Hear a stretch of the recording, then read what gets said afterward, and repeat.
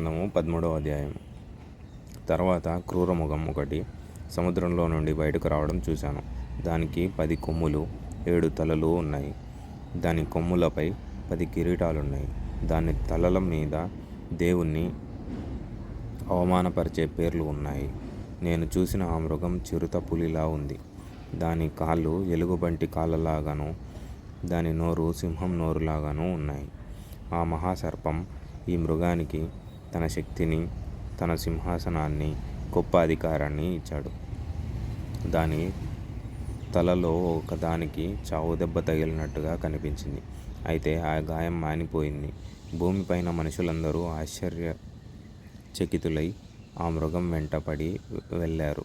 ఆ మృగానికి అధికారం ఇచ్చాడని వారంతా మహాసర్పానికి కూడా పూజలు చేశారు. ఈ మృగం లాంటి వాడు ఎవడన్నా ఉన్నాడా? ఇతనితో యుద్ధం చేయగల వారెవరు అని చెప్పుకుంటూ వారంతా మృగానికి కూడా పూజలు చేశారు. బడాయి మాటలు, దైవదూషణలు చేసే నోరు వాడికి ఉంది. 42 నెలల అధికారం చెలాయించడానికి వాడికి అనుమతి ఉంది. కాబట్టి దేవుణ్ణి దూషించడానికి, ఆయన పేరుని, ఆయన నివాస స్థలాన్ని, పరలోకంలో నివసించే వారందరినీ దూషించడానికి వాడు నోరు తెరిచాడు. ఇంకా పరిశుద్ధులతో యుద్ధం చేసి వారిని జయించడానికి వాడికి అధికారం ఇవ్వడం జరిగింది. ప్రతి వంశంపైన, ప్రజలపైన, భిన్నమైన భాషలు మాట్లాడే వారిపైన, ప్రతి జాతిపైన అధికారం వాడికి ఇవ్వడం జరిగింది.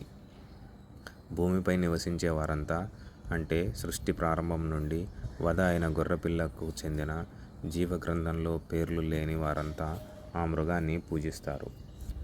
మీకు చెవులుంటే వినండి. చెరలోకి పోవలసిన వాడు చెరలోకి పోతాడు. కత్తితో హతం కావలసిన వాడు కత్తితో హతం అవుతాడు. పరిశుద్ధులైన వారు ఈ విషయంలో సహనం, విశ్వాసం కలిగి ఉండాలి. అప్పుడు భూమిలో నుండి మరో క్రూర మృగం పైకి రావడం చూశాను. వాడికి గొర్రెపిల్ల కొమ్ముల వంటి కొమ్ములు 2 ఉన్నాయి. ఆ మృగం మహాసర్పంలాగా మాట్లాడుతూ ఉన్నాడు. వాడు ప్రాణాంతకమైన దెబ్బ తగిలి పూర్తిగా నయమైన మొదటి క్రూర మృగానికన్నా అధికారాన్ని వాడి సమక్షంలో ఉపయోగిస్తూ ఉన్నాడు. తద్వారా ఆ మొదటి మృగాన్ని భూమి, దానిలో నివసించే వారంతా పూజించేలా చేశాడు. వాడు అనేక చిత్ర విచిత్రాలు చేస్తున్నాడు. మనుషులంతా చూస్తుండగానే ఆకాశం నుండి భూమికి అగ్ని రప్పించడం వంటి అద్భుతాలు చేస్తున్నాడు. తనకు అనుమతి ఉన్నంత మేర తాను చేస్తున్న అద్భుతాలతో భూమిపై అందరినీ మోసం చేస్తూ ఉన్నాడు. కత్తి దెబ్బ తిన్నా బతికే ఉన్న మొదటి క్రూర మృగానికి ఒక విగ్రహాన్ని స్థాపించాలని వాడు అందరికీ చెబుతూ ఉన్నాడు. పైగా ఆ మృగం విగ్రహానికి ప్రాణం పోసి అది మాట్లాడేలా చేయడానికి ఆ మృగం విగ్రహాన్ని పూజించని వారిని చంపడానికి వాడికి అధికారం ఇవ్వడం జరిగింది. ఇంకా తమ కుడి చేతిపై కానీ నుదుటిపై కానీ ముద్ర వేయించుకోవాలని ప్రముఖులను, అనామకులను, ధనవంతులను, నిరుపేదలను, స్వతంత్రులను, బానిసలను అందరినీ వాడు బలవంతం చేశాడు. ఆ ముద్ర అంటే ఆ మృగం పేరు కానీ, వాడి సంఖ్య కానీ లేకుండా ఎవరికైనా అమ్మడం కానీ కొనడం కానీ అసాధ్యం. అందులో జ్ఞానం ఉంది. వివేకి అయినవాడు ఆ మృగం సంఖ్యను లెక్కించాలి. అది ఒక మనిషి సంఖ్య. వాడి సంఖ్య 666. తరువాత నేను చూస్తూ ఉన్నాను. ప్రకటన గ్రంథం 14వ అధ్యాయం. తర్వాత నేను చూస్తూ ఉన్నాను. నాకు ఎదురుగా సియోను పర్వతంపై గొర్రెపిల్ల నిలబడి ఉండడం నాకు కనిపించింది. ఆయనతో కూడా 1,44,000 మంది ఉన్నారు. వారందరి నుసళ్లపై ఆయన పేరు, ఆయన తండ్రి పేరు రాసి ఉన్నాయి. అప్పుడు విస్తార జలం పడుతున్నట్టుగా పెద్ద ఉరుము శబ్దంలా పరలోకం నుండి ఒక శబ్దం రాగా విన్నాను. తీగ వాయిద్యాలు వాయించేవారు వాయిస్తున్న శబ్దం వలె ఉంది అది.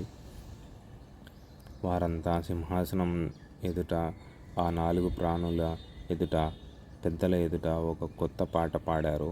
భూలోకంలో విమోచన జరిగిన 1,44,000 మంది తప్ప ఇంకెవరూ ఆ పాటను నేర్చుకోలేరు. వీళ్ళు స్త్రీతో లైంగిక సంబంధం మూలంగా తమను అశుద్ధం చేసుకోనివారు, లైంగికంగా తమను పవిత్రంగా ఉంచుకున్నవారు, వీళ్ళ గొర్రెపిల్ల వెళ్ళిన చోటికల్లా వెళ్తూ ఆయనను అనుసరిస్తూ ఉంటారు. మానవాళిలో నుండి దేవుని కోసము, గొర్రెపిల్ల కోసము ప్రథమ ఫలాలుగా విమోచన జరిగిన వారు. అబద్ధం అన్నది వీళ్ళ నోటి నుండి రాదు. వీళ్ళు నిందారహితులు. అప్పుడు మరో దూతను చూశాను. అతడు ఆకాశంలో ఎగురుతున్నాడు. భూమి మీద నివసించే వారందరికీ, ప్రతి దానికి, తెగకు, ప్రతి భాష మాట్లాడే వారికి, ప్రతి జాతికి ప్రకటించడానికి అతని దగ్గర శాశ్వత సువార్త ఉంది.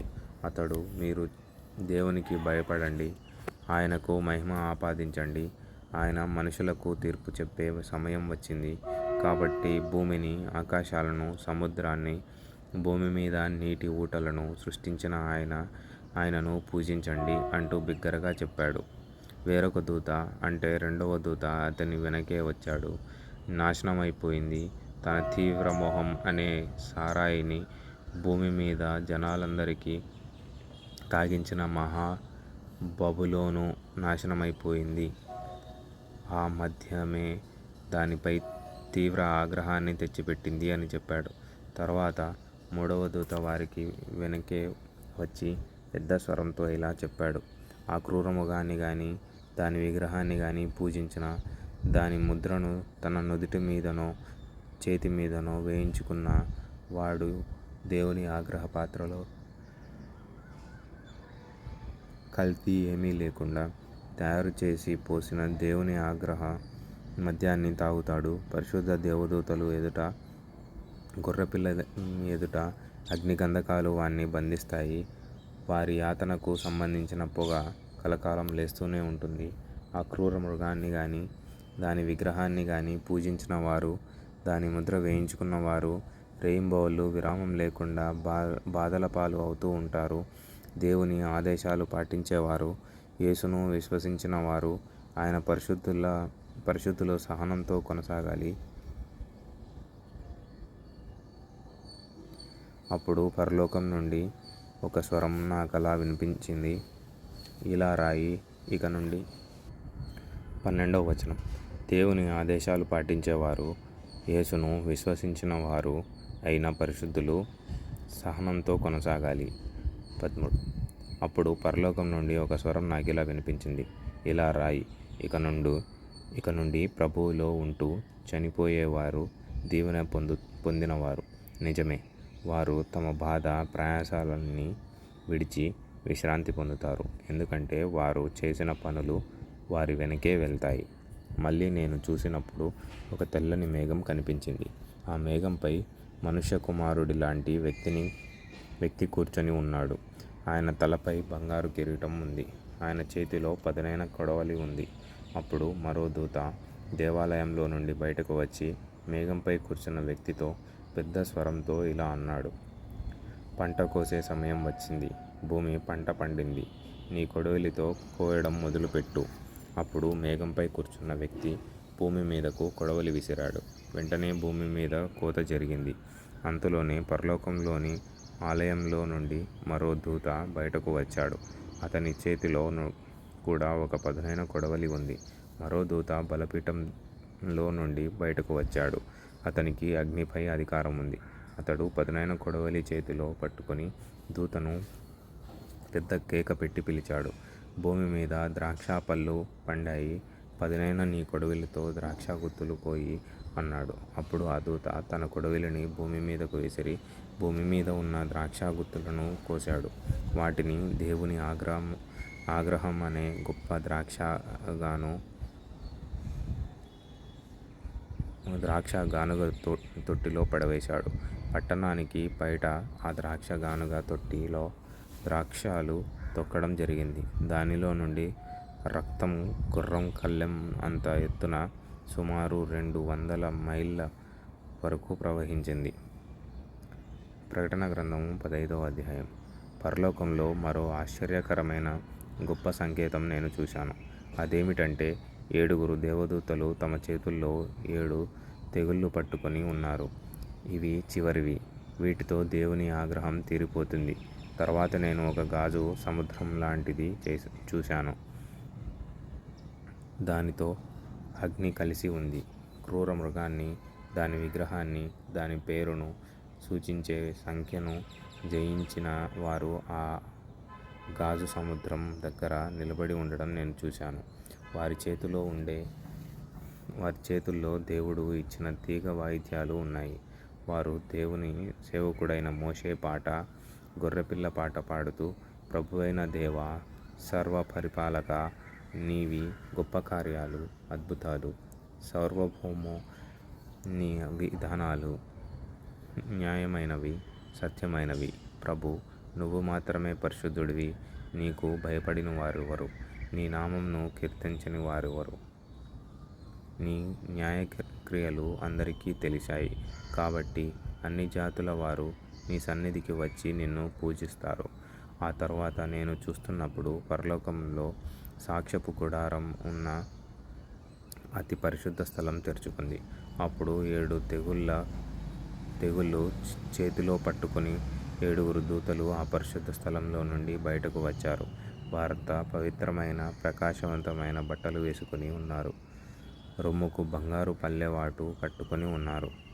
అప్పుడు ఆ 4 ప్రాణుల్లో ఒకడు 7 బంగారు పాత్రలను ఆ 7 దూతలకు ఇచ్చాడు. ఆ పాత్రల్లో నిత్యం జీవించే దేవుని ఆగ్రహం నిండి ఉంది. దేవుని యశస్సు నుండి, బలం నుండి లేచిన పొగతో అతి పరిశుద్ధ స్థలం నిండిపోయింది. కాబట్టి ఆ 7 దూతలకిచ్చిన కీడులన్నీ జరిగే వరకు అతి పరిశుద్ధ స్థలంలోకి ఎవరూ ప్రవేశించలేకపోయారు.